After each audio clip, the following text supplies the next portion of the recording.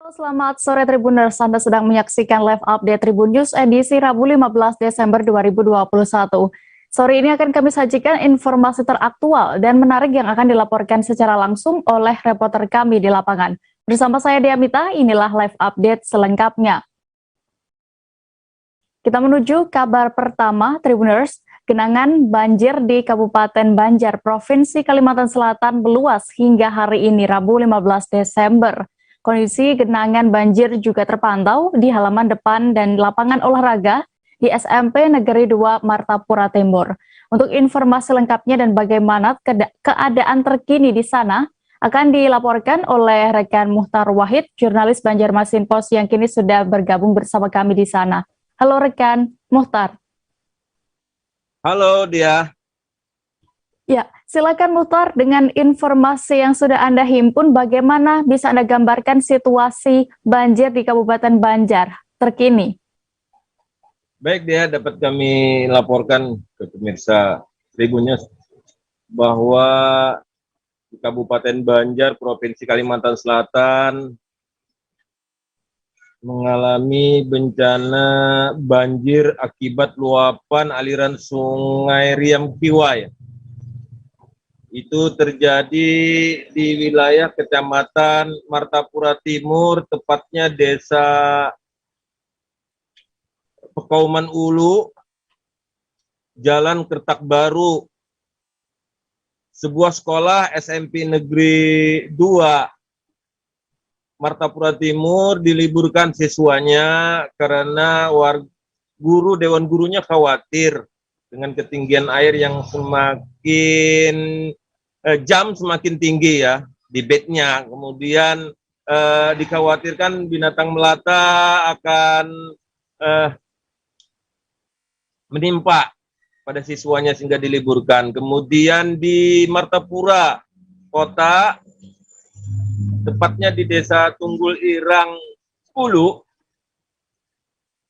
rendaman air atau genangan air ya sudah merendam Jalan Melati. Jalan Melati adalah akses sejumlah desa dan penghubung antar kecamatan Martapura Kota dengan Kecamatan Karangintan. Itu terendam setinggi di bawah lutut orang dewasa. Tapi perkembangan terkini air semakin meningkat karena situasi saat ini ya di Kabupaten Banjar dan sekitarnya sedang dilanda hujan sedang. Kemudian juga warga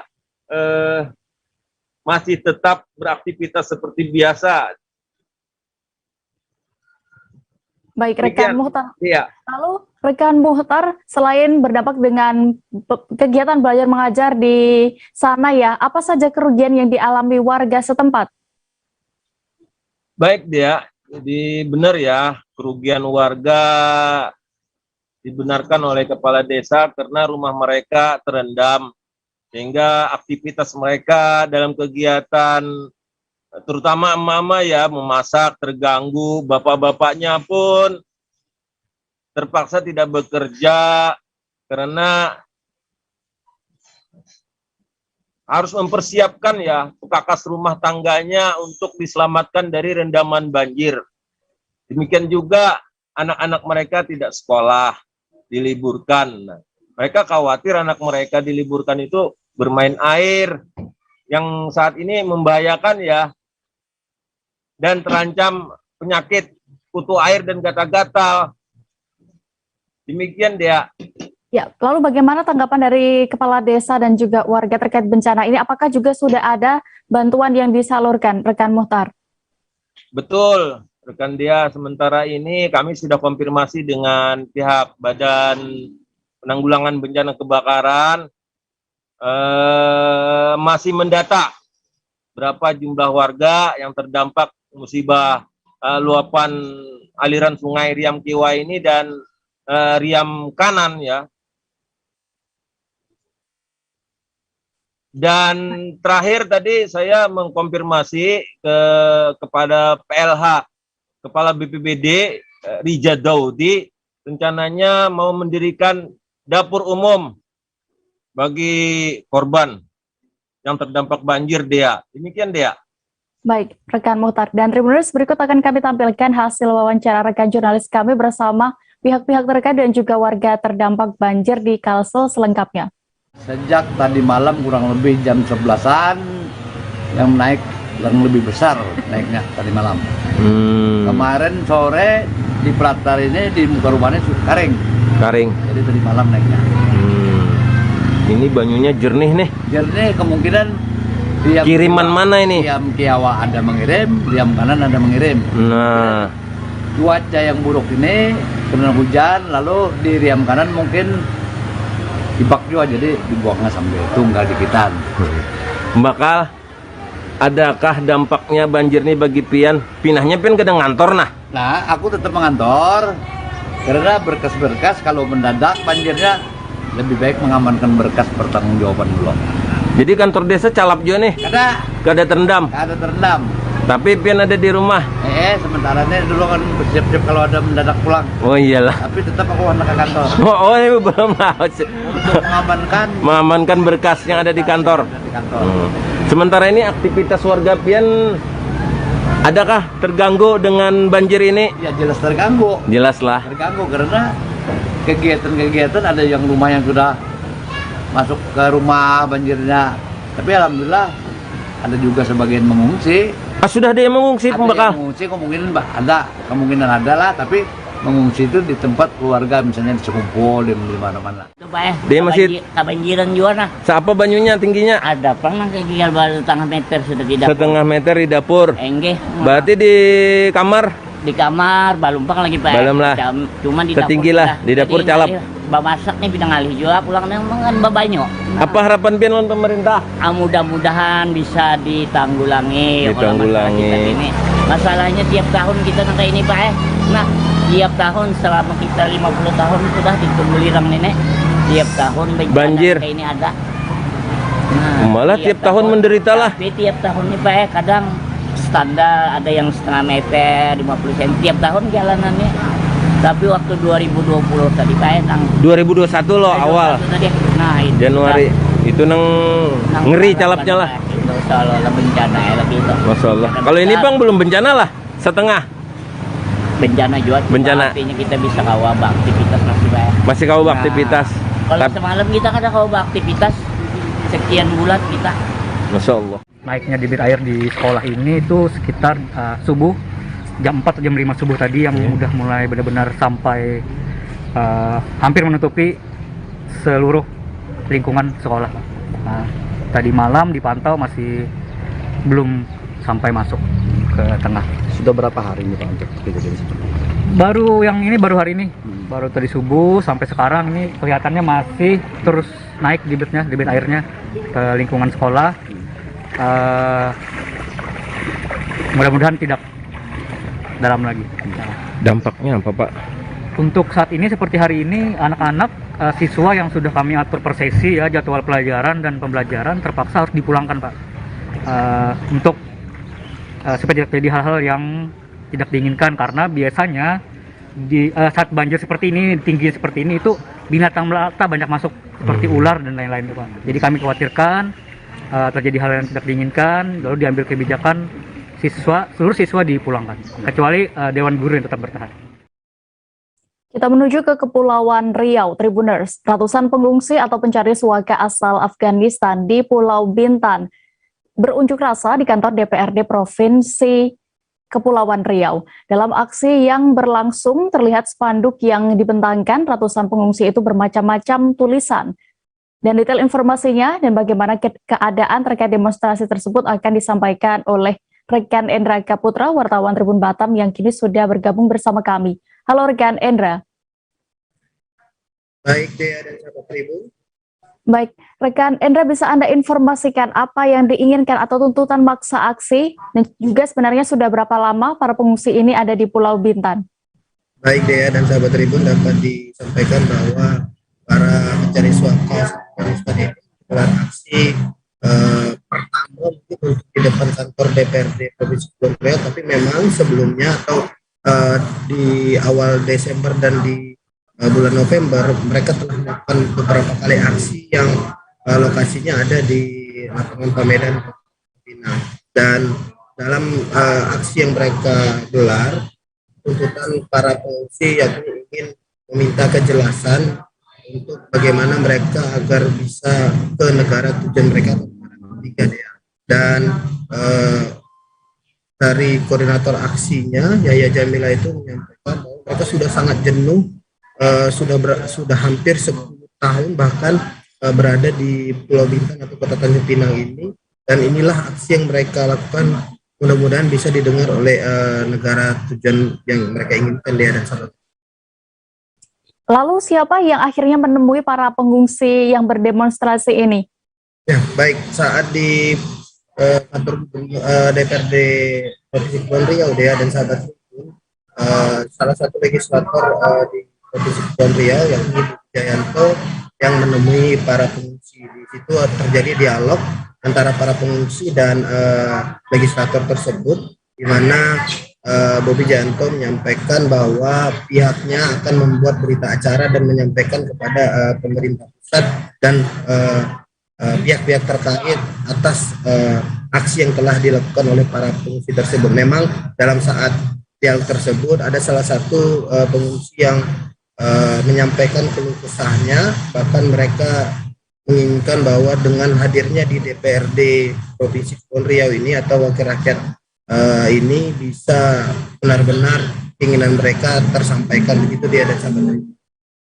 Baik, lalu rekan Endra, berdasarkan pantauan Anda bagaimana tadi pengamanan dan juga situasi saat aksi berlangsung?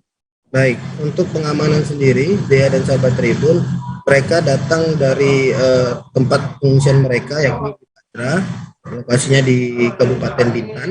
Itu mereka menggunakan transportasi umum atau biasa disebut naik mobil angkot di sini. Dan saat mereka berjalan sampai ke lokasi aksi pun mereka mendapat pengawalan ketat oleh aparat kepolisian. Bahkan dalam kondisi pandemi saat ini, para pendemo dari pengungsi ini juga menggunakan masker semua karena himbauan dari pihak kepolisian tetap tidak boleh melepaskan maskernya saat aksi berlangsung, dia begitu. Baik, terima kasih rekan Endra Kaputra untuk laporan Anda langsung dari Pulau Bintan, Kepulauan Riau. Selamat tugas kembali. Mahasiswa UIN Raden Intan Lampung menggelar aksi terkait transparansi sistem akademik berbasis online di depan gedung Rektorat. Aksi demonstrasi yang digelar hari ini, Rabu 15 Desember pagi tadi, sempat ricuh. Masa saling dorong dengan petugas keamanan ketika dihalau untuk memasuki gedung.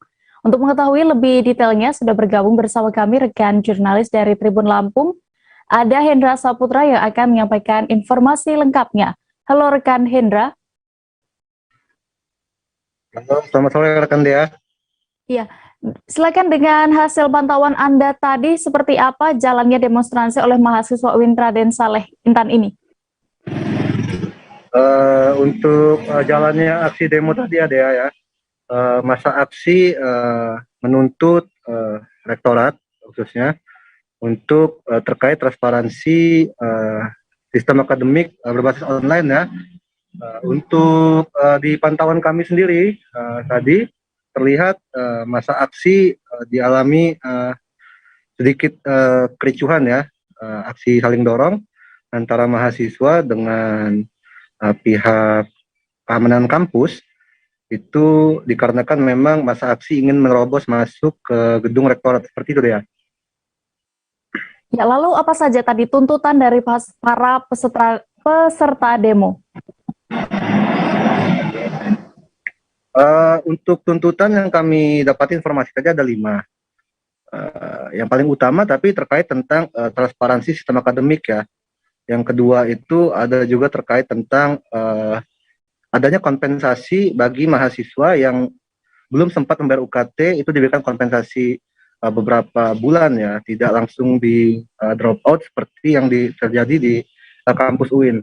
Mungkin tuntutan lebih kepada terkait sistem akademik berupa apa bahasa mereka tadi itu dari sistem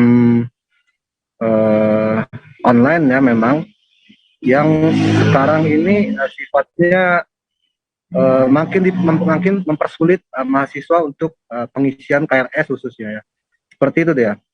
Iya. Lalu saat jalannya selama demonstrasi ini, apakah akhirnya ada pihak dari rektorat yang menemui para mahasiswa? Oh iya deh, sekitar 1 jam ya mungkin mereka tadi berorasi di depan gedung rektorat.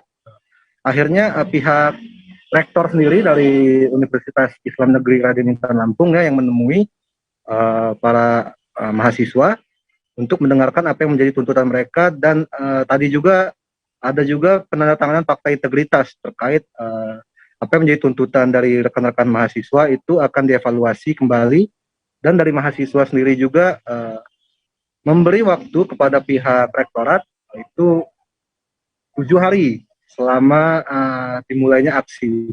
Apabila memang apa yang menjadi tuntutan mereka tidak dievaluasi dan tidak dijalankan, masa aksi akan kembali melakukan demo secara besar-besaran. Itu yang kami dapat informasinya, Dea. Baik, terima kasih rekan Hendra, dan berikut Tribuners akan kami tampilkan hasil wawancara jurnalis kami bersama koordinator lapangan aksi, yaitu Lucky Pratama selengkapnya. Untuk tuntutan sendiri apa yang menjadi tuntutan tadi? Yang menjadi tuntutan itu, kami itu ada kisaran 5 yang memang semuanya berkaitan dengan sistem akademik. Jadi pada intinya kami menuntut yang pertama itu penyelesaian terkait sistem akademik. Karena sudah dijelaskan, mungkin abang tadi juga sempat mendengar pembicaraan saya dengan rektor, bahwasannya mereka ini wajib menyelesaikan 7 kali 24 jam karena sedang peralihan dari si Ariel ke si Akad. Itu Bang. Yang lainnya? Nah, selain itu yang kedua juga kita minta transparansi tentang keuangan si Ariel ini. Karena begini Bang, itu kan dikatakan proyek sih Bang, peralihan itu kan proyek, uangnya juga banyak. Nah kami tidak tahu arahnya ini kemana. Sedangkan selama 1 tahun ini tidak karuan. Kayak mana ini? Arahnya kemana Bang? Bukan uang kecil yang jelas. Nah, kemudian yang ketiga Bang, yang ketiga itu dia berbicara tentang pembenahan sistem akademik. Bagaimana caranya sistem akademik itu harus dibenahi keseluruhannya. Karena bukan cuman si Ariel doang yang sulit, cuman ada sisi Gastra dan juga beberapa sistem akademik yang lainnya. Yang mana kalau berbicara pendidikan, yang mestinya dikembangkan di Raden Intan itu terkait pendidikannya, bukan berbicara apa itu namanya grandnya atau megahnya. Dia terlalu penting untuk kami selaku mahasiswa. Nah, satu lagi dialog publik Bang.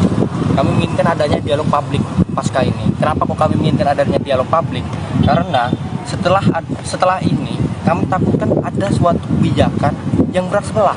Makanya harus ada dialog publik antar mahasiswa dan juga birokrasi. Mengapa begitu? Dengan begitu ada benang merah yang bisa diambil oleh birokrasi dalam mengambil kebijakan, dan itu berpihak pada mahasiswa. Itu Bang. Kabar berikutnya datang dari Provinsi Jambi. Seorang warga bernama Tamirani berusia 55 tahun asal Batang Asai, Kabupaten Sarolangun dikabarkan diterkam harimau sepulang dari ladang. Peristiwa itu terjadi di Dusun Sekeladi, Desa Batu Empang, Kecamatan Batang Asai. Keluarga pun langsung melaporkan insiden ini kepada pihak kepolisian dan pihak Balai Konservasi Sumber Daya Alam. Kabar selengkapnya dan bagaimana kondisi terkini dari korban akan disampaikan wartawan Tribun Jambi. Ada rekan Rifani Halim yang kini sudah siap dengan informasi lengkapnya di sana. Halo rekan Rifani. Iya, halo rekan dia. Baik, berdasarkan informasi yang Anda dapatkan, bisa Anda ceritakan terlebih dahulu terkait kronologi harimau yang menerkam korban ini. Bagaimana dan juga bagaimana bagian mana yang terluka dari korban? Oke, seorang warga Parubaya, ini Tamirani ini adalah warga Dusun Sekeladi, Desa Batu Empang, Kecamatan Batang Asai, Kabupaten Sarolangun ini sekira pada pukul 4 hendak pulang ke rumah dari kebun atau ladangnya yang tak jauh dari pemukiman warga dan juga jalan setempat.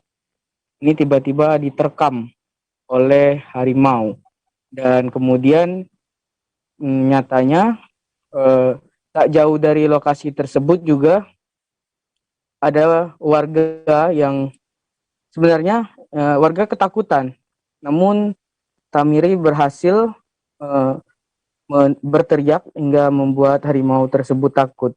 Nah, begitu pengakuan dari Tamiri. Untuk luka yang Tamirani alami, kita sudah bertemu dia di Rumah Sakit Umum Daerah Kabupaten Sarolangun. tadi pagi bahwa keadaan dia luka di bagian pipi akibat kuku ini tembus, bagian pipinya tembus, kemudian di bagian leher dan di bagian kepala bagian bawah. Ini luka dan telah dijahit oleh RSUD. Gitu deh. Ya, lalu apa yang dilakukan oleh aparat kepolisian Sarolangun mengenai hal ini? Nah, untuk kejadian ini aparat kepolisian saat ini juga menelusuri dan juga kami dengar bahwa informasinya Badan Konservasi Sumber Daya Alam akan turun.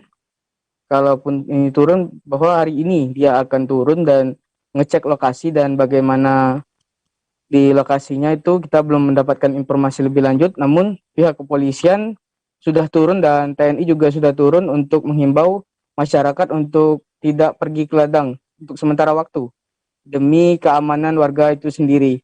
Jikapun ingin mencari keberadaan harimau tersebut, itu pun didampingi oleh para aparat atau BKSDA. Gitu dia. Ya, rekan Rifani, lalu apakah ada informasi terkait sebelum kejadian ini sebenarnya ada warga yang pernah melihat harimau tersebut atau bagaimana? Ya, kita sempat juga bertemu dengan cucu korban. Cucu korban juga memaparkan kepada awak media bahwa beberapa waktu lalu warga di desa lain sempat melihat jejak ataupun harimau ini berkeliaran di kebun yang lumayan jauh dari pemukiman warga. Dan tak lama kemudian hal ini pun terjadi. Nenek dari korban tersebut diterkam saat pulang dari kebun yang tak jauh dari pemukiman warga. Baik, Tribuners, berikut akan kami tampilkan hasil wawancara rekan Rifani bersama korban dan juga beberapa pihak lainnya selengkapnya. Aduh. Siapa? Asal aku lah. Dia dewek lah.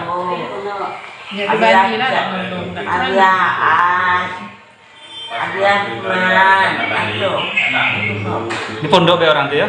Iya. Nama papa namanya.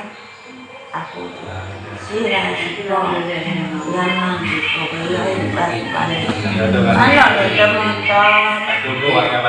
Ada jejak-jejaknya sebelum tuh, masa belum ada situ tuh ada jejaknya, apa ada bekasnya gitu. Kita tapak kaki ada? Ada. Jadi pasien ini datang semalam, dilaporkan lebih kurang jam 4 subuh. Jadi jam 4 subuh tadi itu diperiksa, katanya dia digigit atau dicakar oleh harimau. Nah, dari pemeriksaan didapatkan luka di daerah pipi di sebelah kiri sama di daerah tengkuk, tapi masih batas kulit kepala ya. Kalau untuk tanda-tanda vital pasiennya stabil ya, jadi tidak mengkhawatirkan ya. Nah, di UGD tata laksana awal ya, jadi kita bersihkan lukanya ya, terus kita jahit dulu. Nah, terus dimasukkan di bangsal. Rencana habis zuhur ini insya Allah lah ya, mau dieksplor lukanya ya dengan pembiusan ya. Ini dari hasil pemeriksaan medis, luka itu disebabkan oleh gigitan atau kuku? Kalau dilihat itu dia kalau dia luka cakar itu dia pasti lukanya itu enggak tepinya itu biasanya tajam ya, sesuai dengan kondisi lukanya. Tapi kalau segi dalamnya juga, paling dalamnya itu lebih kurang 4 atau 5 cm untuk daerah kepala.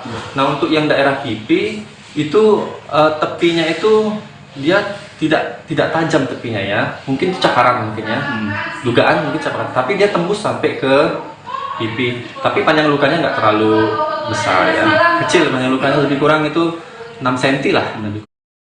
Seorang pria warga Kelurahan Sukajaya, Kecamatan Sukarami, Palembang nekat berbuat cabul terhadap anak tetangganya sendiri. Bahkan korban diketahui masih berusia 5 tahun. Pelaku dalam satu hari disebut melancarkan aksinya sebanyak 2 kali di saat korban sendirian. Selengkapnya akan disampaikan rekan Andika Wijaya, jurnalis Ripoku.com yang kini sudah terhubung bersama kami di sana. Halo rekan Andika. Halo rekan Dera. Rekan Andika, bisa Anda informasikan bagaimana awalnya hingga akhirnya terjadi aksi pencabulan yang dilakukan pelaku terhadap anak di bawah umur ini? Ya begini rekan ya. Jadi aksi pencabulan yang dilakukan Arianto terjadi berawal korban yakni SR berumur 5 tahun yang merupakan tetangga pelaku tinggal di Jalan Pendidikan Kelurahan Sukajaya, Kecamatan Sukarame, Palembang, sering main ke rumah korban. Nah, saat kejadian waktu itu rumah korban sepi dan orang tua korban pun tidak ada di rumah. Saat itu korban sedang menonton TV. Saat itulah pelaku melakukan aksinya di rumah korban. Seperti itu rekan ya. Baik, lalu bagaimana pelaku ini melancarkan aksinya, modus apa yang ia gunakan, dan juga kapan akhirnya pelaku diringkus aparat kepolisian? Jadi saat korban sedang sendiri, pelaku ini bermain ke rumah korban dan datang ke rumah korban dengan iming-iming sebatang coklat. Pelaku memujuk korban dan melakukan aksi cabulnya tersebut. Aksi pelaku pun terkuat setelah orang tua korban pulang ke rumah dan korban bercerita dengan ibu kandungnya. Tak terima dengan perlakuan pelaku, ibu kandungnya pun melaporkan kejadian ini ke Polrestabes Palembang. Oleh unit PPA Polrestabes Palembang langsung ditindaklanjuti dan menangkap pelaku sedang berada di rumahnya. Begitu rekan ya. Ya, lalu untuk mempertanggungjawabkan perbuatan ini, bagaimana untuk hukumnya dan juga atas ulahnya ini pasal apa yang sudah dikenakan kepada pelaku, rekan Andika? Atas ulahnya pelaku akan dijerat pasal 76E, Jo pasal 28 ayat 1 Undang-Undang RI nomor 17 tahun 2014 tentang perlindungan anak, dan pelaku akan terancam hukuman penjara di atas 5 tahun. Begitu rekan ya. Baik, Tribuners, berikut akan kami tampilkan keterangan dari Kompol Tri Wahyudi selaku Kasat Reskrim Polrestabes Palembang yang sudah berhasil didapatkan oleh rekan Andika selengkapnya. Kami Satreskrim Polrestabes Palembang, unit PPA berhasil mengamankan satu orang laki-laki.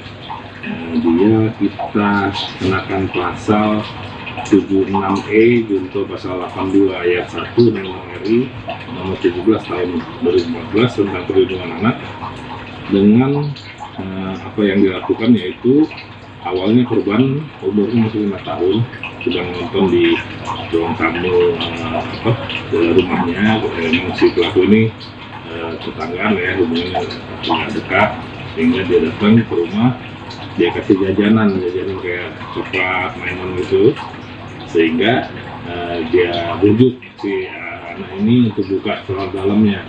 Dibuka, langsung melakukan perbuatan cabul terhadap si anak tersebut. Itu yang pertama. Agak siangnya, sore harinya dia ketemu lagi tuh sama anak itu di daerah dekat kandang sapi, dekat rumahnya juga. Dia kasih lagi jajanan, dia minta lagi seperti tadi lah kata dia. Hal tersebut diketahui oleh keluarga, orang tua dari anak tersebut, karena si anak juga bercerita, sehingga dilaporkan ke Polrestabes Palembang. Oleh kita lanjuti, alhamdulillah berhasil diamankan untuk pelaku, masih kita dalami. Kalau ini dia berdekatan rumah saja ya, tetanggaan. Jadi sering sanjo, sering main, saling kenal ya. Pengakuan tersangka sendiri Bang, apakah alasannya apa Bang nanti melakukan? Kalau itu kita sedang mengalami, nanti sehingga juga psikologinya juga kita akan dalami juga. Ini anak-anak ya, mungkin apakah ada kelainan secara psikologi, tetap kita akan minta pengecekan dari psikologi Polda. Kami jeda sejenak Tribuners dan masih akan kembali dengan informasi pilihan lainnya. Tetaplah di Live Update. Oke, apa kabar Bang Arif di sini untuk strateginya? Kalau saya sendiri di Jumip 37 ini yang semalam baru mulai, saya udah sebenarnya aku nggak ngerasa itu penangkapan atau penggerbegan atau apapun itu, karena gini loh, posisinya aku kriteria. Jadi kita mengenal disebut dengan stroke yang tidak berdarah dengan stroke yang berdarah. Stroke yang tidak berdarah itu biasanya ditandai dengan adanya penyumbatan. Kalau itu penyumbatan di sini mungkin pikirnya tidak ke situ kali ya, tapi kalau di Korea atau di Kamboja itu ada beberapa paper yang saya itu mas ya dulunya tukang koran. Oh gitu ya, tukang koran ya, saya baca itu tuh kan, pernah baca kan ya. Jadi kalau saya jadi tanggal itu udah bersyukur banget si anak ini dijadikan sebagai tersangka begitu ya. Kalau ini kita bicara yang di luar kasus Situbondo ya, dengan hujan shower.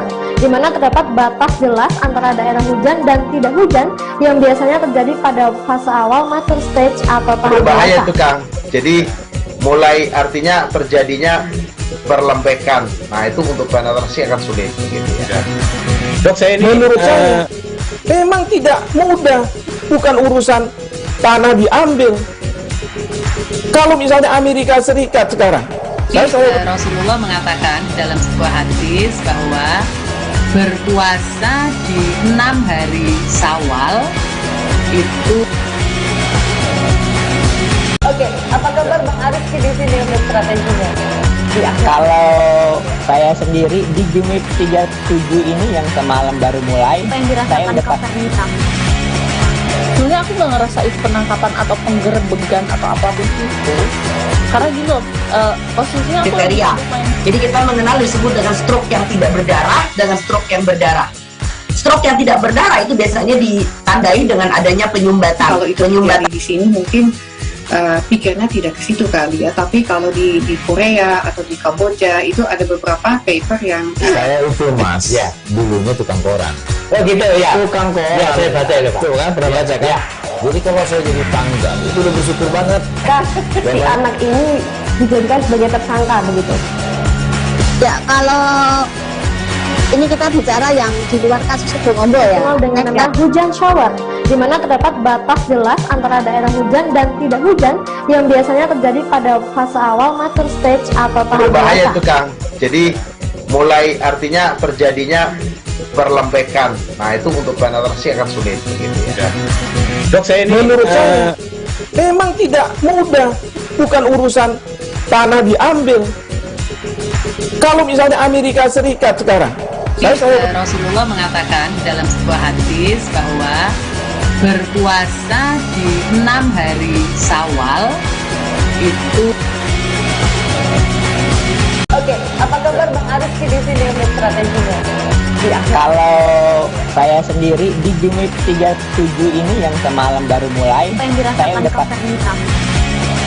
Sebenarnya aku nggak ngerasain penangkapan atau penggerebekan atau apapun itu, karena gini loh, Terima kasih Anda masih menyaksikan live update Tribun News. Kita menuju kabar berikutnya, Tribuners. Terdakwa kasus dugaan tindak pidana terorisme Munarman mengikuti sidang lanjutan di Pengadilan Negeri Jakarta Timur. Sidang kali ini Munarman membacakan eksepsi atau nota keberatan atas dakwaan jaksa penuntut umum. Dan informasi lengkapnya dan apa juga isi dari eksepsi Munarman akan disampaikan oleh rekan Rizky Sandi Saputra, wartawan Tribun News yang kini sudah bergabung bersama kami di sana. Halo rekan Rizky. Halo Dea dan juga Tribuners. Rekan Rizky, silakan dengan laporan Anda. Bagaimana tadi bisa Anda gambarkan jalannya sidang eksepsi Munarman hari ini?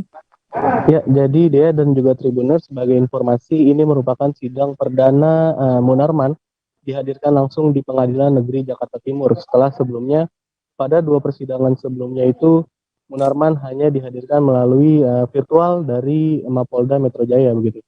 Di mana pada sidang hari ini sendiri beragendakan pembacaan eksepsi atau nota keberatan dari Munarman atas dakwaan dari jaksa penuntut umum. Dalam dakwaannya, dalam eksepsinya maksud saya tadi Munarman menyatakan kalau dirinya membantah telah terlibat dalam tindakan terorisme seperti apa yang didakwakan oleh jaksa penuntut umum.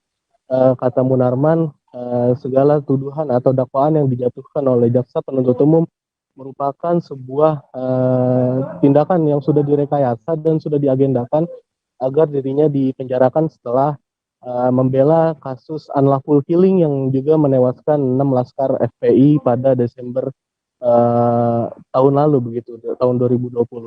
Tadi Munarman juga menyebut kalau dirinya dipersangkakan sebagai terduga tindak pidana terorisme itu juga sebagai upaya untuk menghentikan langkahnya berkiprah atau menghentikan langkahnya dalam keikutsertaan dan juga keterlibatan di pemilu 2024 mendatang. Jadi dirinya menilai kalau ini ada sangkut pautnya dengan politik di masa depan dan juga terkait dengan adanya rekayasa penangkapan begitu deh. Ya, lalu rekan Rizky, kapan sidang lanjutan akan kembali digelar dan apa agendanya? Ya, jadi tadi putusan Majelis Hakim terkait dengan sidang hari ini, yakni Majelis Hakim menetapkan untuk sidang dilanjutkan pada Rabu pekan depan dengan agenda pembacaan atau mendengarkan jawaban dari jaksa penuntut umum terkait dengan eksepsi yang dilayangkan oleh Munarman dan juga kubu dari kuasa hukum Munarman, begitu deh. Baik, Tribuners, berikut akan kami tampilkan keterangan dari Aziz Yanuar selaku kuasa hukum Munarman yang sudah didapatkan oleh rekan Rizky. Berikut kami tampilkan selengkapnya. Tadi sudah dibacakan yang pertama eksepsi dari Pak Haji Munarman secara pribadi. Alhamdulillah tadi sudah dibacakan. Yang pada intinya beliau menyampaikan bahwa yang pertama upaya dugaan terorisasi ini adalah untuk memukam beliau terkait dengan masifnya pembelaan beliau soal KM50. Tadi yang beliau sampaikan seperti itu. Kemudian alasan untuk membukam beliau terkait dengan nanti 2024 karena dianggap dapat mengganggu strategi pihak-pihak yang memang berkepentingan. Kemudian yang ketiga, untuk membungkam suara kritis umat Islam terhadap dugaan kezaliman-kezaliman yang diduga makin masif kepada umat Islam. Lalu kemudian disampaikan juga oleh Pak Haji Munarman bahwa terkait dengan post factum setelah 2014 itu dapat dilihat bahwa beliau Panglima Aksi 212 yang dihadiri oleh berbagai kalangan termasuk pejabat negara. Artinya banyak pejabat hadir gitu kan. Setelah itu juga kalau memang beliau memang bermental atau terindikasi terkait dengan terorisme, sudah selesai yang semua waktu itu. Dan waktu itu 2016 sampai 2020 banyak kepentingan beliau bertemu dengan pejabat-pejabat. Artinya aman-aman saja mereka. Itu tadi disampaikan oleh beliau. Kemudian itu pos waktunya ya. Terkait dengan materi juga disampaikan oleh Pak Haji Munarman bahwa salah satu krusialnya adalah ini diduga melanggar hak asasi manusia. Uji coba penonton hadir langsung di stadion mulai diterapkan pada laga 8 besar Liga 2 2021. Salah satunya pertandingan 8 besar grup 10 di Stadion Pakansari yang mempertandingkan Sriwijaya FC versus Persiba Balikpapan dan juga ada Rans Cilegon FC versus Persis Solo pada malam ini Rabu 15 Desember 2021. Dan bagaimana detail informasinya Tribuners akan disampaikan oleh rekan Abdul Majid, jurnalis Tribun News yang kini sudah bergabung bersama kami di sana. Halo rekan Majid.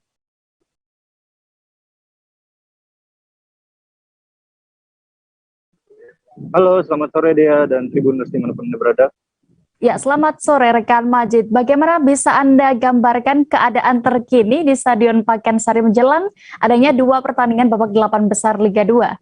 Iya, Dea, bisa saya ceritakan ini sekitar 1 jam sebelum kick-off babak 8 besar Liga 2 yang kebetulan di Stadion Pakansari ini mempertandingkan grup X antara jam 8 itu pertandingan pertama antara Persiba Balikpapan menghadapi Sriwijaya FC dan pertandingan kedua sekitar pukul 20.45 itu mempertandingkan Rans Cilegon FC akan menghadapi Persis Solo. Dan dari pantauan saya di area tribun karena memang di babak 8 besar ini adalah uji coba penonton untuk bisa hadir di dalam stadion. Tadi ada beberapa supporter dari Sriwijaya yang sudah memasuki area lapangan. Ya. Ya, lalu bisa Anda informasikan terkait mekanisme supporter untuk bisa masuk stadion melihat berlangsungnya Liga 2? Iya Dea, untuk supporter yang bisa hadir di sini adalah supporter undangan dari PT LIB yang sebelumnya diberikan kepada perwakilan dari supporter atau klub supporter itu. Salah tadi ada Sriwijaya FC dan ada perwakilan dari Persiba. Tadi saya juga berbincang dengan salah satu supporter dari Sriwijaya FC bernama Dani untuk bisa hadir ke Stadion Pakansari untuk bisa masuk ke dalam stadion. Dia pertama-tama harus koordinasi dan melengkapi KTP. Dan untuk bisa masuk ke dalam juga banyak persyaratannya, salah satunya harus mendapatkan dosis kedua vaksinasi COVID-19. Kemudian ketika masuk ke datang atau tiba di Stadion Pakansari ini, mereka juga harus dicek swab antigen. Begitu mereka hasilnya negatif, keluar mereka baru bisa mendapatkan gelang yang bertuliskan sudah di antigen. Dea. Ya, lalu setelah supporter pilihan ini ya berhasil masuk ke dalam stadion, apakah ada lagi syarat yang harus mereka penuhi? Iya, benar Dea. selama mereka menyaksikan pertandingan di dalam stadion, memang banyak syarat yang harus mereka penuhi atau mereka lakukan. Salah satunya mereka tetap mengenakan masker, tidak boleh makan, dan tiket yang diberikan sesuai duduk di tempat yang sesuai ada nomornya. Dan mereka kalau untuk makan mereka harus keluar dari stadion.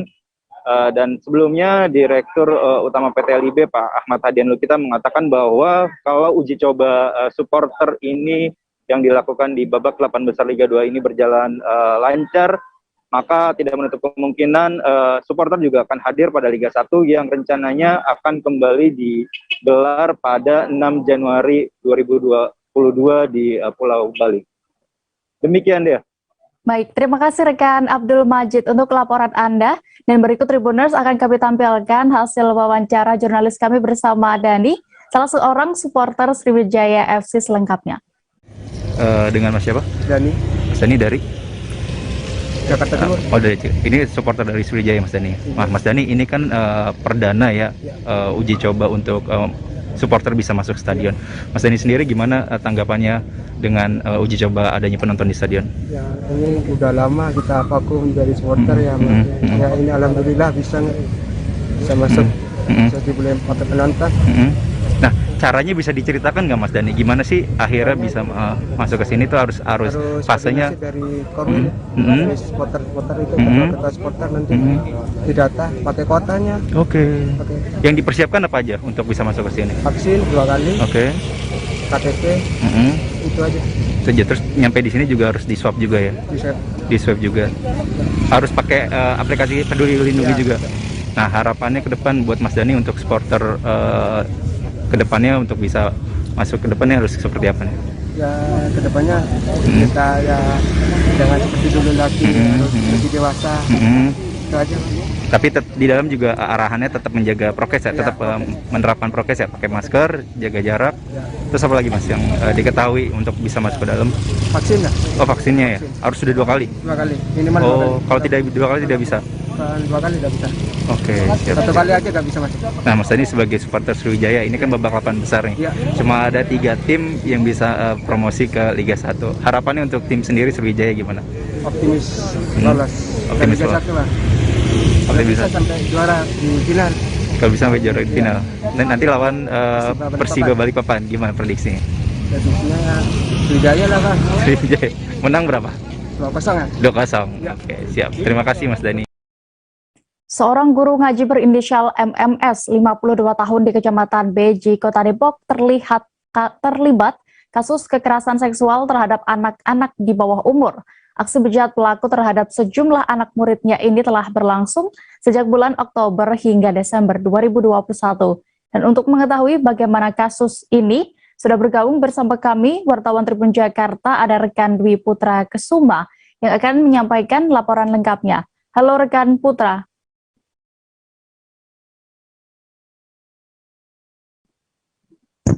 Halo Dea. Rekan Putra, bagaimana awalnya kronologi akhirnya kasus ini bisa terungkap?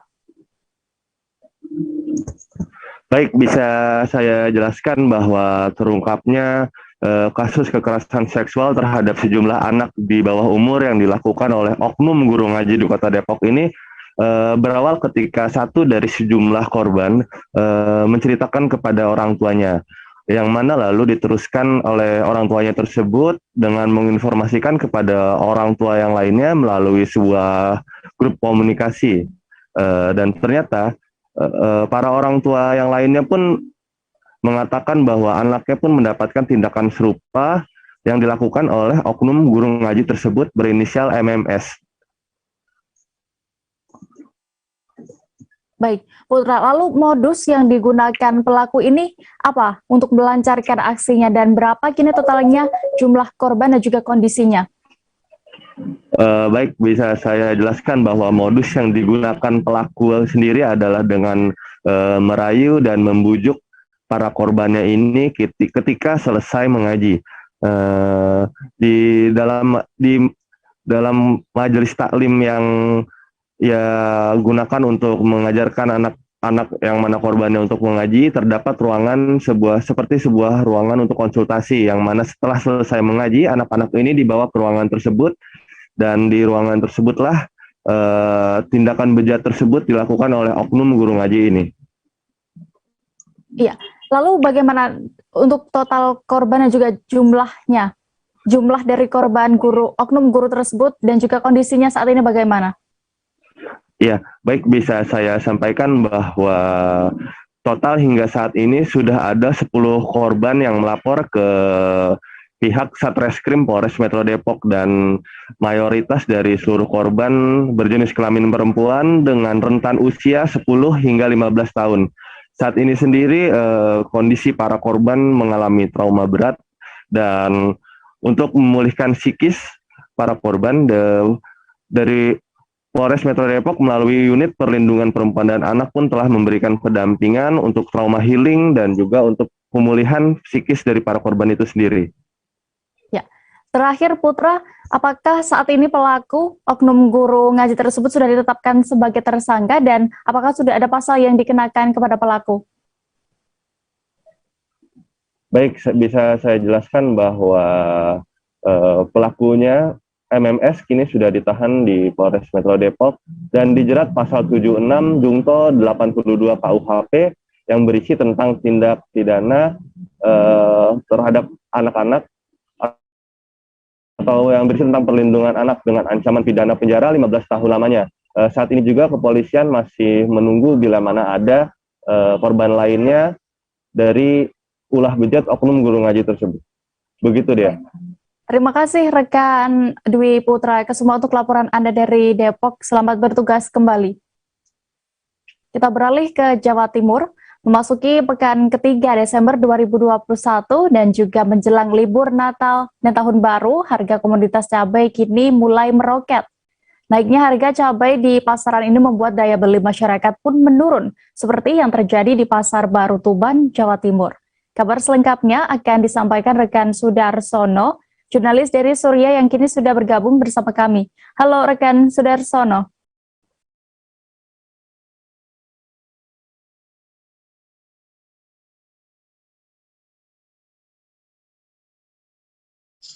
Halo, Dea. Ya, rekan Sudarsono, bisa Anda informasikan berdasarkan pantauan Anda sudah mulai kapan kenaikan harga cabai terasa di sana? Baik, Dea. Kenaikan harga cabai ini sudah berangsur beberapa bulan, namun begitu terasa sejak 2 minggu terakhir. Di dalam 2 minggu terakhir ini semula mulai dari 30.000 merangkak hingga sampai 90.000 per kilo untuk jenis cabai rawit. Sementara untuk jenis cabai hijau dan keriting itu saat ini 50.000. Begitu dia. Sudah ada informasi terkait penyebab mulai naiknya harga cabai ini? Baik, dia berdasarkan informasi baik dari pedagang maupun dari dinas tempat di Skotlanda. Kenaikan harga cabai ini dipicu karena ketersediaan stok yang terbatas. Hal itu dikarenakan pengaruh cuaca juga, karena saat ini di Kabupaten Tuban, mungkin juga di daerah lain, sedang masa tanam, belum masuk, sehingga itu berpengaruh pada keterbatasan stok cabai. Begitu dia. Ya, rekan Sudarsono, bagaimana saat Anda mendatangi lokasi Pasar Baru Tuban ini, harapan dari para pedagang dan juga pembeli di sana? Kalau harapan pedagang dan pembeli ini tentu berharap harganya turun deh, karena ini sangat berdampak. Biasanya misal pembeli atau warung di rumah itu peracangan maupun toko warung kuliner yang biasanya membeli 1 kilo, 2 kilo, ini tinggal separuhnya. Jadi misal beli 1 kilo sekarang tinggal setengah kilo, karena mereka harus menyesuaikan budget terkait perdagangan mereka, sehingga membelinya juga berkurang, gitu dia. Dan mereka juga harus menyesuaikan tentang bagaimana banyaknya sambal terkait pengunjung warung, begitu dia. Baik, Tribuners, berikut akan kami tampilkan hasil wawancara rekan Sudarsono bersama pembeli dan juga pedagang di Pasar Baru Tuban selengkapnya. Ini beli cabai ini biasanya setengah 20, sekarang 45. Sekarang 45? Cabai apa yang dibeli nih, Pak? Cabai rawit. Cabai rawit. Ini setengah kilo berarti kalau 45? Ini untuk sendiri, Pak? Untuk sendiri, buat sendiri. Setiap sore. Harapannya apa dengan naiknya harga cabai ini? Mudah-mudahan aja diturunkan aja. Turun? Ya cuma gitu aja. Dibuat masak di rumah sendiri berarti, Pak? Jadi jualan. Oh, perancang di rumah. Oh, ikan bakar. Berarti biasanya belinya setengah kilo apa 1 kilo? 1 kilo sama 2 kilo. Terus dengan naiknya ini berarti dikurangi ya? Kok rasa pedasnya dikurangi? Direbus buat bumbu. Yang besar setengah, yang kecil. Beli cabai rawit. Beli cabai rawit merah. Berapa sekarang harganya, Bu? 1 kilonya 90. 90. Sebelumnya berapa? Kalau beli? Sebelumnya kemarin itu 70. Buat masak sendiri atau enggak ya, jualan peracangan di rumah. Oh, peracangan di rumah. Tapi tetap beli meskipun harganya naik. Enak ya, tetap beli tiap hari. Penjualan di rumah berikut. Bagaimana? Ya, banyak yang beli tetap setengah gitu ya. Banyak berkurang ya yang beli atau ya tetap ya. Dicari ya. Soalnya kan keperluan dan pokok. Harapannya, Bu? Harapannya kenaikan cabai ini harapannya gimana? Harapannya ya segera turun gitu. Normal lagi ya. Terus, Bu. Cabai berapa, Bu? 90. Itu untuk jenis apa, Bu? 90. Rawit. Cabai rawit ya. Sebelumnya berapa, Bu? Alam? Sebelumnya berapa sebelum 90? 72 ya. Sebelumnya juga sempat rendah terus naik terus ya. Naik 2 bulan, baru 2 bulan. Untuk selain rawit, keriting berapa? Keriting 50. 50 sebelumnya?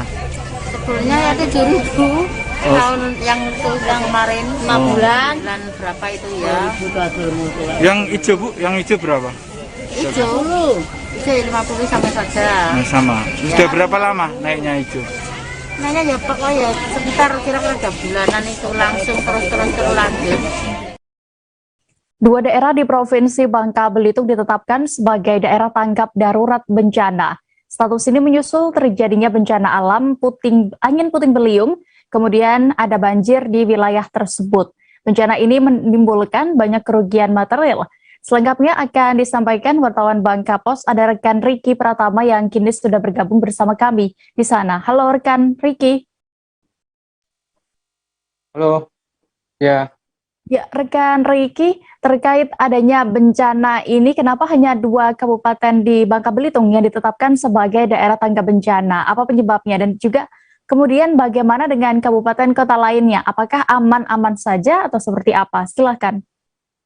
Baik, Dea, bisa saya sampaikan untuk hasil dari status tanggap darurat yang disampaikan oleh Ketua BPBD Provinsi Bangka Belitung, Mikron Antariksa, mengatakan bahwa hanya ada 2 kabupaten yang berada di Bangka Belitung dalam status tanggap darurat. 2 kabupaten itu yaitu Kabupaten Bangka Barat dan Kabupaten Bangka Selatan. 2 daerah itu ditetapkan sebagai daerah tanggap darurat karena memiliki ancaman bencana yang cukup banyak memakan kerugian material, maksud kami bahwa sudah 270 rumah rusak akibat angin puting beliung di Bangka Selatan dan sekitar 552 rumah juga rusak atau terendam banjir di Kabupaten Bangka Barat. Jadi dari jumlah yang sebegitu banyaknya sehingga ditetapkan bahwa 2 kabupaten ini merupakan status tanggap darurat. Berbeda dengan daerah lainnya yang tidak sampai sebegitu banyaknya yang merugikan, yang terdampak dari bencana alam ini. Begitu, Dea. Ya, lalu selama terjadinya bencana ini dan juga ada ratusan rumah rusak akibat angin dan juga terendam banjir, bantuan apa yang sudah diberikan pemerintah? Sejauh ini bencana banjir dan puting beliung yang terjadi sejak beberapa hari yang lalu, pemerintah provinsi maupun pemerintah kabupaten kota yang ada di daerah terus mengupayakan evakuasi sejumlah warga yang rumahnya telah rusak dan tidak bisa lagi ditempati untuk disediakan tenda-tenda darurat dan hingga dapur umum. Jadi sementara ada yang mengungsi dan sementara juga ada yang balik lagi ke rumahnya dengan memperbaiki dengan kondisi seadanya. Untuk bantuan yang diberikan pemerintah yaitu berupa sembako dan peralatan-peralatan kebutuhan sehari-hari yang mungkin mereka butuhkan seperti beras dan pakaian dan bantuan lainnya yang mereka butuhkan dalam kebutuhan sehari-hari. Begitu dia. Lalu tahan dan juga penanganan bencana alam di Bangka Belitung, rekan Riki. Sejauh ini untuk penanganan bencana, antisipasi yang telah dilakukan oleh BPBD itu mereka telah melakukan apel besar atau bersama dengan unsur TNI Polri dan staf Forkopimda dan stakeholder yang ada di Bangka Belitung. Mereka mempersiapkan logistik dan berbagai bentuk peralatan lainnya untuk mengantisipasi terjadinya bencana yang lebih besar lagi. Sehingga mereka terus melakukan antisipasi dan penanganan bencana agar dampak bencana di Babel tidak terlalu besar, begitu ya. Baik, Tribuners, rekan Riki tadi juga sudah melakukan wawancara bersama Kepala BPBD Provinsi Bangka Belitung, Mikron Antariksa. Berikut kami tampilkan selengkapnya. Tentang keadaan dan kondisi tempat dari peringatan dini dan beberapa kejadian bencana yang ada di wilayah Bangka Belitung. Nah, dari hasil yang didapat dari diskusi ini memang ada 2 kabupaten yang sudah menetapkan status tanggap darurat. Yang pertama adalah Kabupaten Bangka Selatan dan yang kedua adalah Kabupaten Bangka Barat sudah menetapkan status tanggap darurat di kabupaten masing-masing. Sehingga ini akan menjadi masukan kepada kita untuk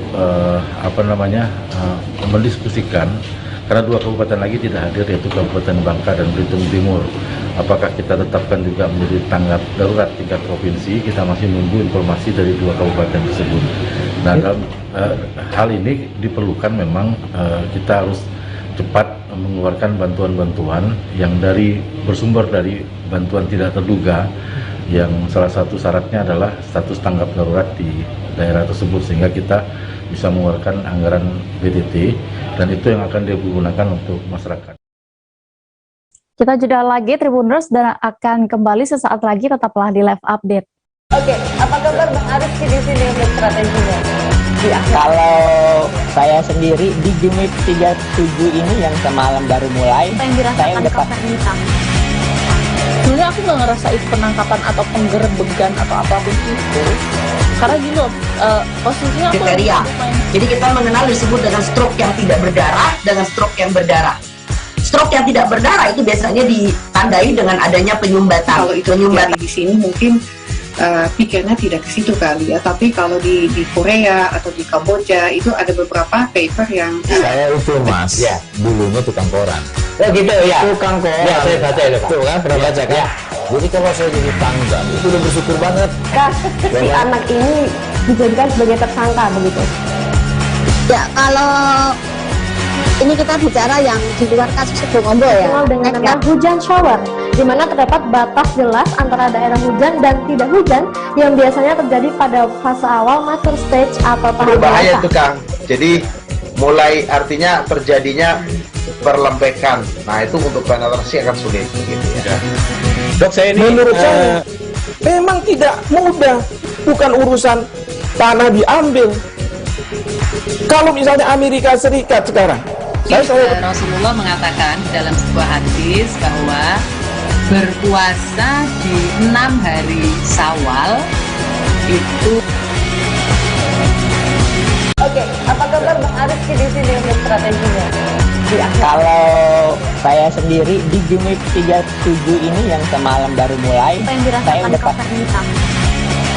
sebenarnya aku nggak ngerasain penangkapan atau penggerebegan atau apapun itu, karena gini loh, posisinya aku kriteria. Jadi kita mengenal disebut dengan stroke yang tidak berdarah dengan stroke yang berdarah. Stroke yang tidak berdarah itu biasanya ditandai dengan adanya penyumbatan. Kalau itu penyumbatan di sini mungkin pikirnya tidak ke situ kali ya, tapi kalau di Korea atau di Kamboja itu ada beberapa paper yang saya itu mas, ya dulunya tukang koran. Oh gitu ya, tukang koran. Ya saya baca itu tuh kan, pernah baca kan. Jadi kalau saya jadi tanggap itu udah bersyukur banget. Si anak ini dijadikan sebagai tersangka begitu. Ya kalau ini kita bicara yang di luar kasus Sebongombo ya. Dengan nama hujan shower, di mana terdapat batas jelas antara daerah hujan dan tidak hujan yang biasanya terjadi pada fase awal mature stage atau tahap berbahaya itu Kang. Jadi mulai artinya terjadinya perlempekan. Nah itu untuk penetrasi akan sulit gitu ya. Dok, saya ini menurut saya Memang tidak mudah, bukan urusan tanah diambil. Kalau misalnya Amerika Serikat sekarang, Rasulullah mengatakan dalam sebuah hadis bahwa berpuasa di 6 hari Syawal itu. Oke, apa kabar Bang Arifki di sini untuk strateginya? Kalau saya sendiri di Jumip 37 ini yang semalam baru mulai, saya udah sebenarnya aku nggak ngerasa itu penangkapan atau penggerbegan atau apapun itu, karena gini loh, posisinya aku kriteria. Jadi kita mengenal disebut dengan stroke yang tidak berdarah dengan stroke yang berdarah. Stroke yang tidak berdarah itu biasanya ditandai dengan adanya penyumbatan. Kalau itu terjadi di sini mungkin pikirnya tidak ke situ kali ya, tapi kalau di Korea atau di Kamboja itu ada beberapa paper yang saya itu mas, ya dulunya tukang koran. Oh gitu ya, Tukang koran. Ya, saya baca itu Pak. Tuh kan, pernah baca kan? Ya. Jadi kalau saya jadi tanggap, itu udah bersyukur banget. Si anak ini. Terima kasih Tribuners, Anda masih menyaksikan live update. Kita menuju kabar berikutnya dari Jawa Tengah. Seorang suami berinisial TH berusia 26 tahun. Warga desa Gentan, Kecamatan Baki, Sukoharjo nekat mencuri motor milik istrinya sendiri berinisial FA. Motor yang dicuri itu kemudian dibakar oleh pelaku. Pelaku nekat melakukan hal tersebut karena sakit hati dengan sang istri. Informasi lengkapnya akan disampaikan rekan Agil Tri Setiawan, jurnalis Tribun Solo yang kini sudah tersambung bersama kami. Halo rekan Agil. Ya, selamat sore, Dea. Ya, selamat sore rekan Agil. Silakan bisa Anda informasikan terlebih dahulu terkait kronologi pencurian ini.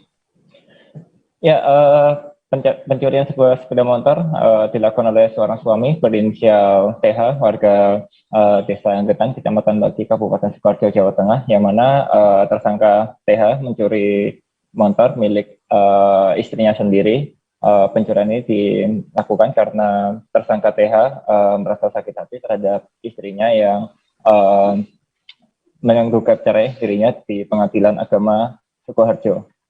Kejadian pencurian ini terjadi pada awal Desember kemarin, tepatnya di tanggal 5. Saat itu motor jenis Honda Beat tengah digunakan oleh orang tua FA atau mertua dari tersangka TH. Tersangka sendiri mencuri motor dengan menggunakan kunci duplikat yang dia curi dari almari mantan istrinya tersebut. Motor kemudian dibawa ke sebuah tempat di Tanggul di daerah Desa Pandean di Kecamatan Grogol, Kabupaten Sukoharjo, Jawa Tengah.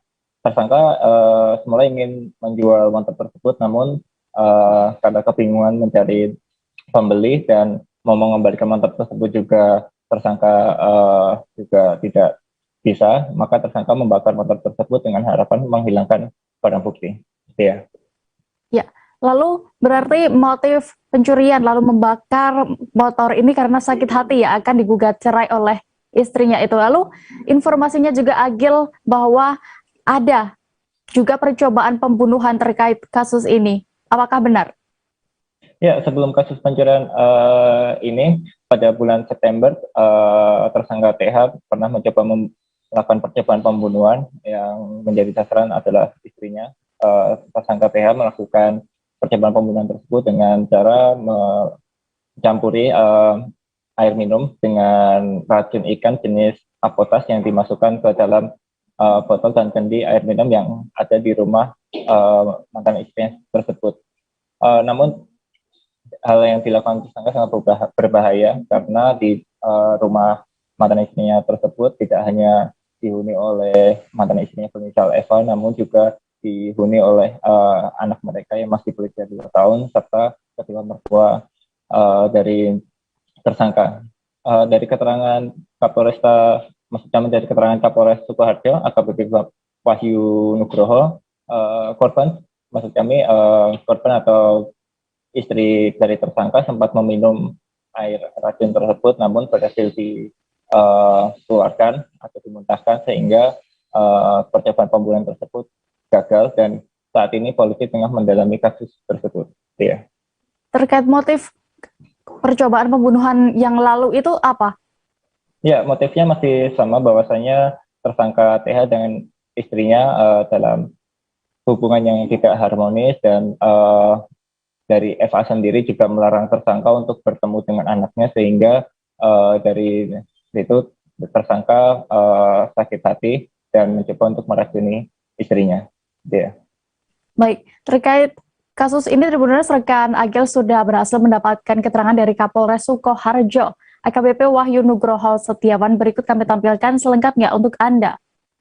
Hari ini saya akan menginformasikan sebuah keberhasilan pengungkapan kasus terkait dengan tindak pidana pencurian dan perusakan barang, yaitu berupa 1 unit sepeda motor dengan merek Honda Beat yang terjadi di Desa Gentan, Kecamatan Bagi, Kabupaten Sukoharjo.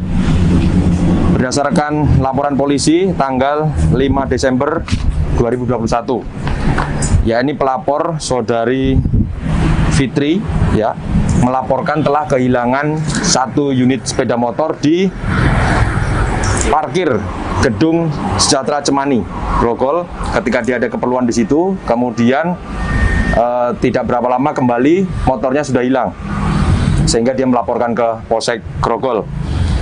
Kemudian anggota Polsek Grogol melakukan serangkaian penyelidikan dan akhirnya didapatkan pada hari Rabu tanggal 8 Desember 1 unit sepeda motor ini sudah berada di Desa Pandean, Kecamatan Grogol, menaruh air atau yang sudah diisi dengan apotas. Sekretaris Daerah Kabupaten Sanggau, Kukuh Triatmaka, memimpin monitoring ketersediaan stok barang atau sembako menjelang Natal 2021 dan Tahun Baru 2022 di Kecamatan Kapuas, Kabupaten Sanggau, Kalimantan Barat pada Selasa 14 Desember kemarin. Pelaksanaan monitoring yang dituju adalah gudang-gudang sembako dan agen LPG yang ada di Kecamatan Kapuas. Detail informasi lengkapnya akan disampaikan oleh rekan Henry Cornelius, wartawan Tribun Pontianak yang kini sudah bergabung bersama kami di sana. Halo rekan Henry. Ya, halo Dea. Ya, rekan Henry, bisa Anda informasikan dalam rangka apa dilakukannya monitoring ke gudang sembako ini? Ya, dapat kami informasikan bahwa Sekretaris Daerah Kabupaten Sanggau, Kukuh Triatmaka, didampingi beberapa kepala OPD terkait, kemudian dari Lokapom Kabupaten Sanggau melakukan monitoring ke gudang sembako dan agen LPG yang ada di Kecamatan Kapuas, Kabupaten Sanggau, Kalimantan Barat, atau di Kota Sanggau, ke gudang yang ada di Kota Sanggau ini, untuk memastikan stok sembako aman menjelang Natal tahun 2021 dan Tahun Baru 2022. Begitu, Dea. Ya, lalu bagaimana untuk hasilnya? Apakah aman untuk menjelang Natal dan juga Tahun Baru 2022 mendatang? Ya, mengutip statement dari Sekretaris Daerah Kabupaten Sanggau, Kukuh Triatmaka, yang menyebutkan bahwa dari hasil monitoring, stok sembako di gudang yang ada di Kecamatan Kapuas untuk kebutuhan masyarakat jelang Natal dan Tahun Baru nantinya.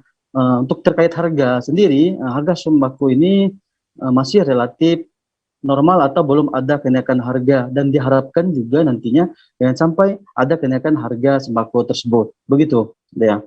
Ya, lalu rekan Henry, apakah ada ditemukan barang kadaluarsa atau rusak di sana? Ya, mengutip statement dari Lokapom Sanggau yang ikut dalam monitoring tersebut, yang menyebutkan bahwa dari hasil monitoring tersebut tidak ditemukan barang-barang sembako yang kadaluarsa atau yang kadaluarsa. Nah, akan tetapi ada beberapa barang yang rusak diakibatkan hama ataupun cacat pada saat menurunkan barang.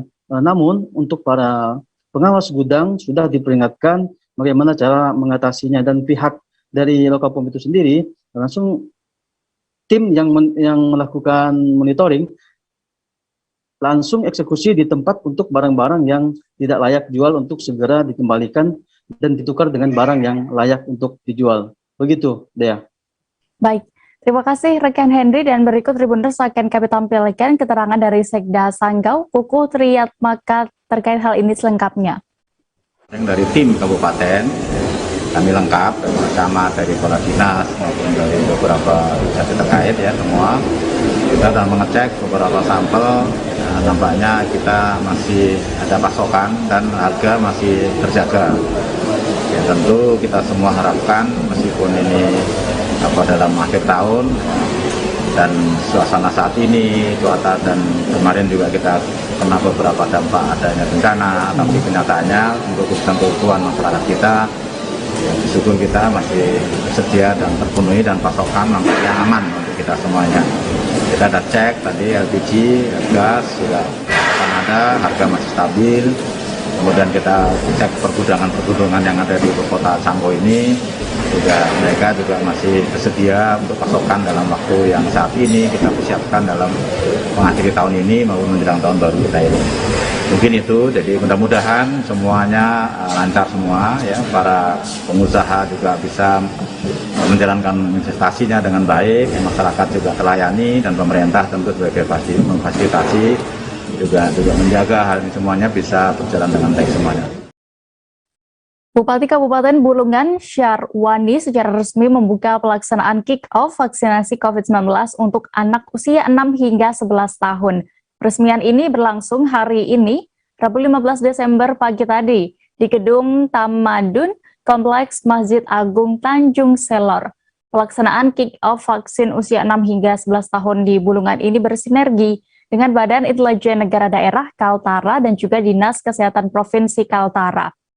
Untuk mengetahui lebih detailnya dan bagaimana tadi pelaksanaannya, sudah bergabung bersama kami wartawan dari Tribun Kaltara, ada rekan Georgie Santana Silalahi yang akan menyampaikan informasi lengkapnya. Halo rekan Georgie. Ya, Dea, selamat sore. Selamat sore rekan Georgie. Bagaimana bisa Anda informasikan terkait kesimpulan tadi kegiatan kick-off vaksinasi usia 6 hingga 11 tahun di Bulungan? Baik, Dea, terima kasih. Sebelumnya Bupati Kabupaten Bulungan secara resmi tadi telah membuka kegiatan vaksinasi usia 6 hingga 11 tahun di tepatnya Gedung Tamadun Kompleks Masjid Agung Tanjung Selor sejak pukul 8 pagi tadi. Dan pelaksanaan vaksinasi usia 6-11 tahun ini ada mencapai 500 hingga 1000 dosis yang dimana tidak hanya terfokuskan kepada vaksinasi anak usia 6-11 tahun, tapi ada juga masyarakat umum dan lansia yang turut berpartisipasi di vaksinasi pada hari ini. Dan juga pelaksanaan vaksinasi kick-off usia 6-11 tahun ini bersinergi dengan Badan Intelijen Negara Daerah Provinsi Kalimantan Utara atau BINDA dan Dinas Kesehatan Provinsi Kaltara dan juga Dinas Kesehatan Kabupaten Bulungan. Syarwani juga menghimbau kepada orang tua siswa seluruh sekolah dasar yang ada di Kabupaten Bulungan ini turut serta menjaga dan melindungi kesehatan anak. Maksudnya di sini supaya para anak usia 6-11 tahun ini bisa siap mengikuti vaksinasi secara bertahap yang akan berlangsung di bulan Januari tahun 2022. Dan juga Bupati sudah menyarankan supaya mulai besok Kepala Dinas Pendidikan sudah gencar melakukan sosialisasi ke setiap sekolah ataupun menyampaikan kepada kepala sekolah yang ada di Kabupaten Bulungan untuk bahwa vaksinasi bisa dilaksanakan secepat mungkin dan vaksinasi adalah halal dan tidak berbahaya untuk siapapun. Bahkan Syarwani berempati dan sangat menyayangkan bila ada temuan siswa sekolah dasar di Bulungan punya penyakit bawaan atau komorbid yang menyebabkan tidak bisa mengikuti vaksin usia 6-11 tahun. Hal ini mengingat Bupati Bulungan meminta agar capaian vaksinasi di bulan Februari tahun 2022 itu mencapai 80%. Dan juga pendapat dari Kepala Dinas Kesehatan Kabupaten Bulungan saat diwawancarai, beliau mengatakan sebenarnya untuk vaksinasi usia 6-11 tahun itu tidak perlu sampai mencapai 100%. Menurutnya di angka 80% itu sudah mencapai herd immunity yang ditentukan oleh pemerintah pusat melalui Kementerian Kesehatan RI. Dan juga yang menariknya saat vaksinasi kick off usia 6-11 tahun ini adalah anak dari Bupati Bulungan Syarwani atas nama Safira Anissa Ramadhani. Saat dikonfirmasi, anak dari Bupati Bulungan ini sangat antusias dan juga tentu waktu dilakukan observasi kondisi fisik juga sehat dan sudah sarapan dari rumah, tentu dari cerita Safira maupun dibantu ayahanda Bupati Bulungan Syarwani. Ya, lalu Georgie, siapa saja yang dari pantauan Anda hadir dalam kegiatan vaksinasi ini? Baik, tentu yang hadir di rangkaian acara vaksinasi usia 6-11 tahun ini ada Pak Imam Sujono, Kepala Dinas Kesehatan Kabupaten Bulungan, kemudian ada juru bicara Satgas Covid Provinsi Kalimantan Utara Agus Wandi, kemudian Bupati tentunya, dan juga beberapa jajaran petinggi yang ada di Dinas Kesehatan Bulungan maupun di provinsi. Dan satu lagi, menurut keterangan Dinas Kesehatan Bulungan, vaksinasi ini layak untuk buat anak-anak, di mana dia melihat berdasarkan keputusan Menteri Kesehatan, yaitu sampai usia 11 tahun itu tidak apa-apa divaksin, dan dia ingin sekali esok juga mengikuti rapat-rapat yang ada di sekolah untuk membantu sosialisasi dari Dinas Pendidikan. Mungkin itu yang bisa dapat saya sampaikan, dia kembali ke studio. Baik, terima kasih rekan Georgie untuk laporan Anda dari Kabupaten Bulungan. Selamat bertugas kembali. Wakil Gubernur Maluku, Barnabas Orno, meresmikan program bahan bakar minyak atau BBM satu harga di Integrate Terminal Wayame. Dalam sambutannya, Orno menyebut langkah ini merupakan jawaban atas segala permasalahan yang dihadapi Maluku saat ini. Kabar selengkapnya akan disampaikan jurnalis dari Tribun Ambon, ada rekan Ridwan Tuasamu yang kini sudah bergabung bersama kami di sana. Halo rekan Ridwan.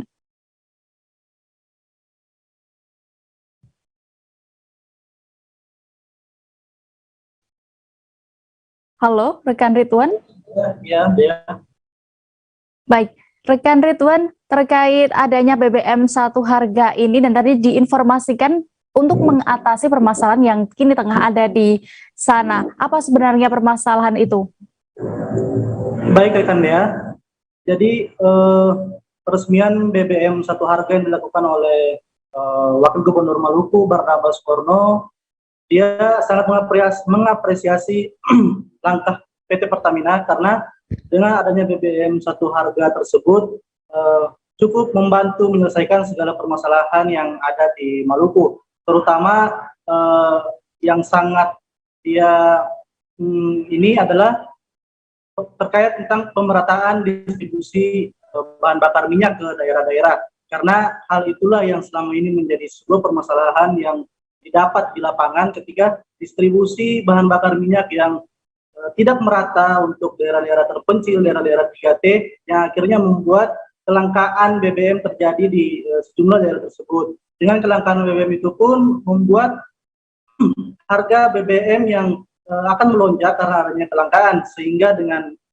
langkah Pertamina membuat program BBM satu harga akan membantu pemerataan distribusi bahan bakar minyak ke daerah yang kemudian bisa menghindari kelangkaan tersebut. Seperti itu deh. Ya, lalu apa manfaat dari BBM satu harga bagi perekonomian Maluku ini? Bisa Anda jelaskan?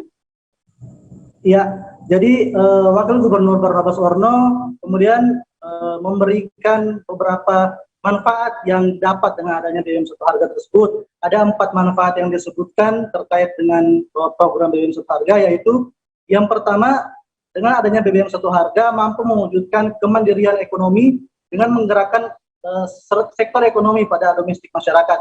Kemudian ada juga yang kedua, memberikan pelayanan dan penyediaan BBM kepada masyarakat di daerah-daerah terpencil yang saya sebutkan tadi, daerah-daerah 3T, yang akan membuat harga-harga di daerah tersebut sama rata seperti itu. Kemudian penghematan pengeluaran BBM yang diharapkan diikuti dengan penurunan harga bahan pokok. Jadi dengan harga BBM yang sama rata itu dia kemudian akan membuat harga bahan pokok ikut stabil.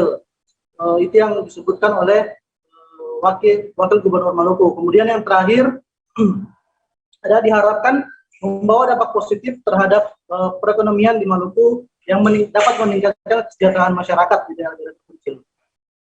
Baik, lalu mengapa Ridwan Wagub Barnabas Orno ini meminta pengawasan ketat terhadap implementasi BBM satu harga di sana?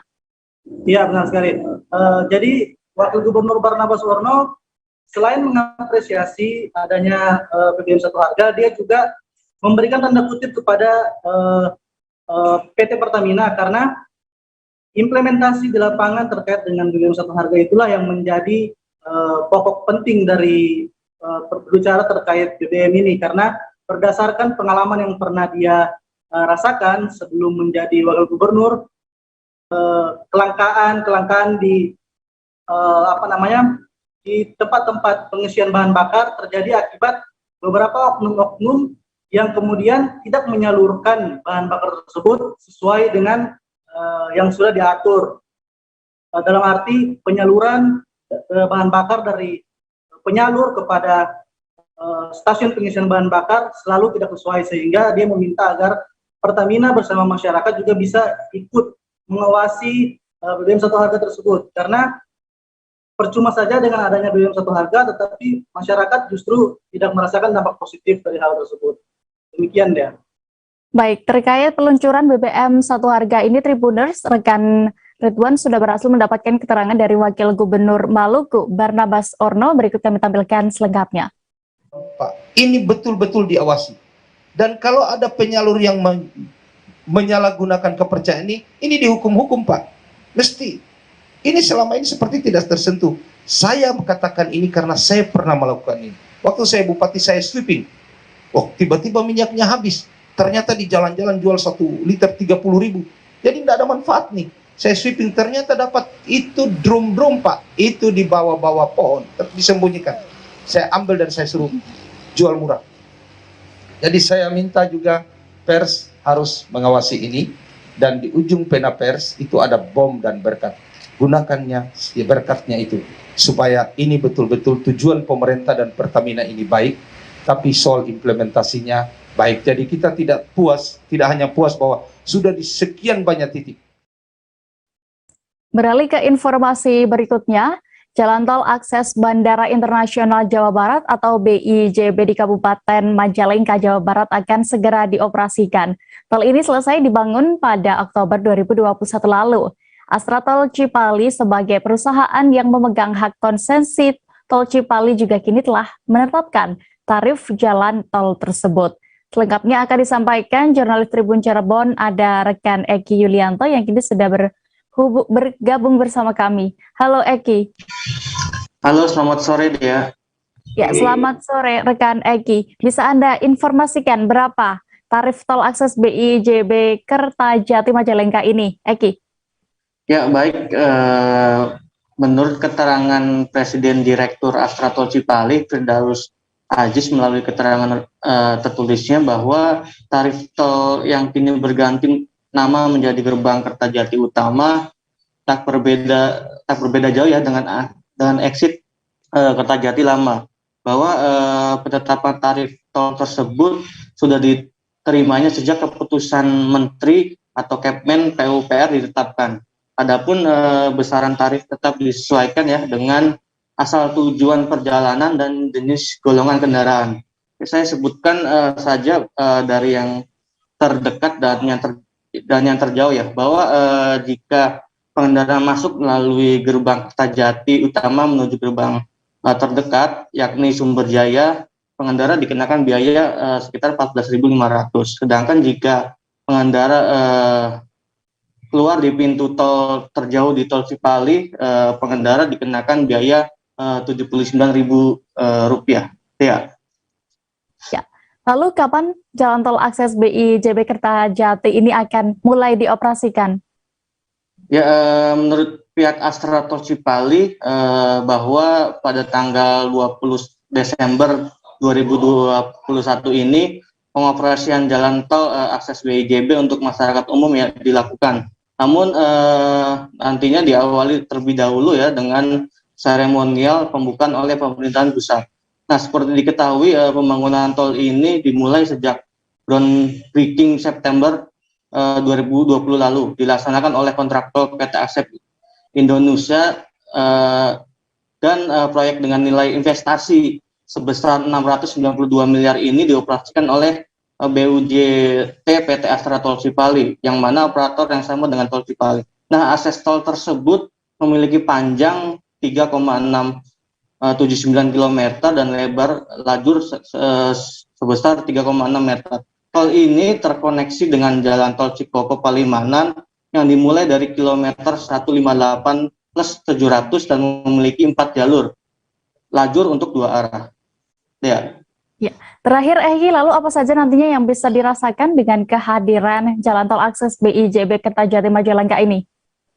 Ya, tentunya jalan tol akses ini dapat mempercepat pengendara untuk menuju Bandara Kertajati ya. Meski saat ini bandara belum beroperasi karena masih di masa pandemi COVID, tentunya diharapkan masyarakat Jawa Barat khususnya di wilayah 3 Cirebon tak perlu jauh-jauh ke Bandung atau ke Jakarta untuk bepergian ya dengan menggunakan pesawat dengan adanya akses tol ini. Nah, sebelumnya memang masyarakat mengeluhkan jauhnya jarak antara gerbang tol menuju bandara karena harus melewati beberapa desa ya di jalan arteri. Namun akses jalan tol ini akan dapat memangkas waktu sekitar 20 menit untuk menuju bandara ketika keluar dari tol Cipali. Nah, selain itu adanya akses tersebut juga bisa mendukung pengembangan segitiga kawasan pertumbuhan ekonomi di Jawa Barat, yaitu Pelabuhan Patimban di Kabupaten Subang, kawasan di Bekasi, Karawang, dan Purwakarta sebagai sebuah kawasan industri yang saling terkoneksi dan saling mendukung agar berdaya saing kuat. Dia demikian. Baik, terima kasih rekan Eki Yulianto untuk laporan Anda langsung dari Majalengka. Selamat bertugas kembali. Tribuners, informasi tadi sekaligus menutup perjumpaan kita dalam live update petang ini. Lantaran masih di tengah pandemi, kami kembali mengingatkan kepada Anda untuk selalu menerapkan protokol kesehatan dimanapun berada. Dan juga jangan lupa Tribuners untuk terus saksikan live update Tribun News esok hari di seluruh kanal YouTube Tribun Network. Saya Diamita beserta kru yang bertugas pamit. Terima kasih dan sampai jumpa. Jangan lupa like, subscribe, dan share ya.